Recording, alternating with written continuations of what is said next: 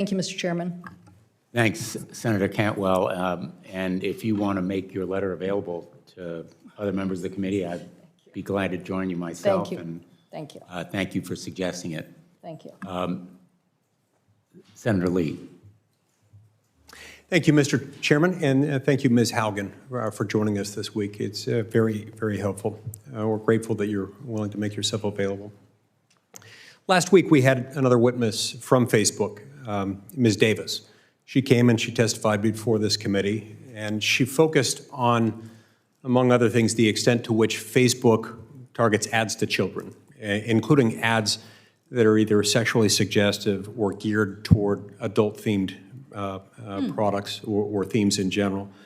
Now, while I appreciated her willingness to be here, I didn't get the clearest answers in response to some of those questions. And so I'm hoping that you can help shed some light on some of those issues related to Facebook's advertising processes here today.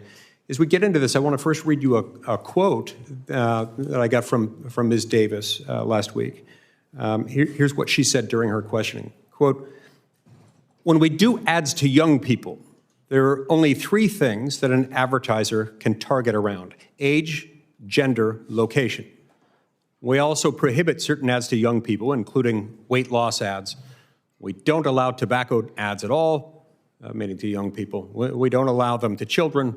We don't allow them to minors," close quote. Now, since that exchange happened last week, there are a number of individuals and groups, including a group called the Technology Transparency Project, or TTP, that have indicated that that part of her testimony was inaccurate, that it was false. TTP noted that TTP had conducted an experiment just last month, and their goal was to run a series of ads that would be targeted to children ages 13 to 17, to users in the United States. Now, I want to emphasize that TTP didn't end up running these ads. They stopped them from being distributed to users. But Facebook did, in fact, approve them. And as I understand it, Facebook approved them for an audience of up to 9.1 million users, all of whom were teens. So I brought a few of these to show you today. This is the first one I wanted to showcase. This first one has a colorful graphic encouraging kids to, quote, "throw a Skittles party like no other," which, as the graphic indicates, and as the slang jargon also independently suggests, this involves kids getting together randomly to abuse prescription drugs. The second graphic displays an Anna tip. That is, a tip specifically designed to encourage and promote anorexia. And it's on there.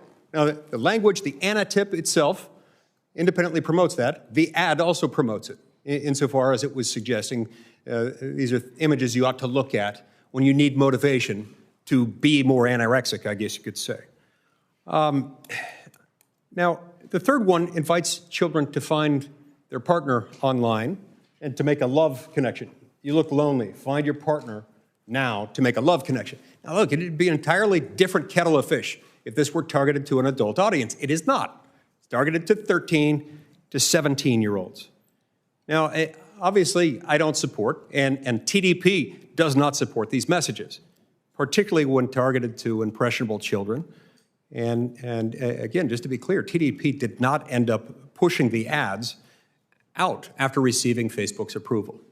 But it did, in fact, receive Facebook's approval. So I think this says something.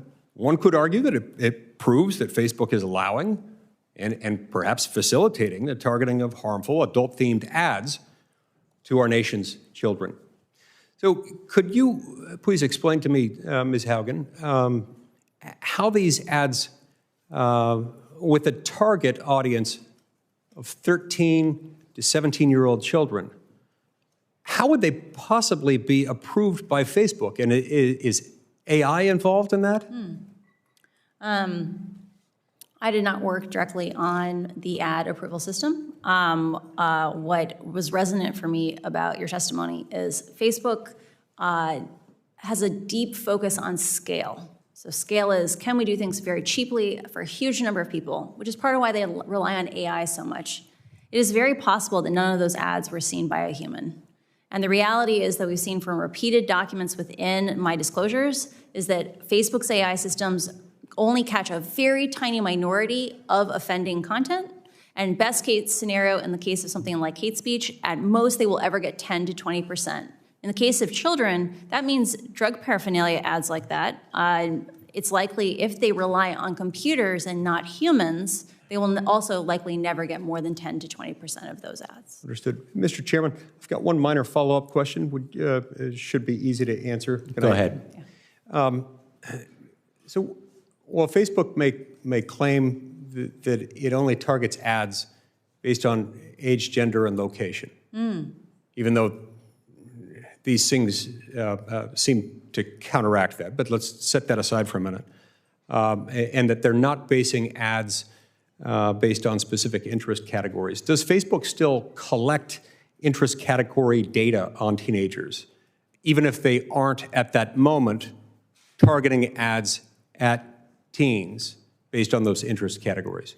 I think it's very important to differentiate between what targeting are advertisers allowed to specify and what targeting Facebook may learn for an ad. Let's imagine you had some text on an ad. It would likely extract out features that it thought was relevant for that ad. For example, in the case of something about partying, it would learn partying is a concept. I'm very suspicious that personalized ads are still not being delivered to teenagers on Instagram because the algorithms learn correlations. They learn interactions where your party ad may still go to kids interested in partying because Facebook is almost certainly has a ranking model in the background that it says this person wants more party-related content. Interesting. Thank you. That's very helpful. And what that suggests to me is that while they're saying they're not targeting teens with those ads, the algorithm might do some of that work for them, which might explain why they collect the data, even while claiming that they're not targeting those ads in that way. I can't speak to whether or not that's the intention, but the reality is it's very, very, very difficult to understand these algorithms today. And over and over and over again, we saw these biases the algorithms unintentionally learn. And so, yeah, it's very hard to disentangle out these factors as long as you have engagement-based ranking. Thank you, Ms. Haugen. Thank you very much, Senator Lee. Senator Markey. Thank you, Mr. Chairman, very much.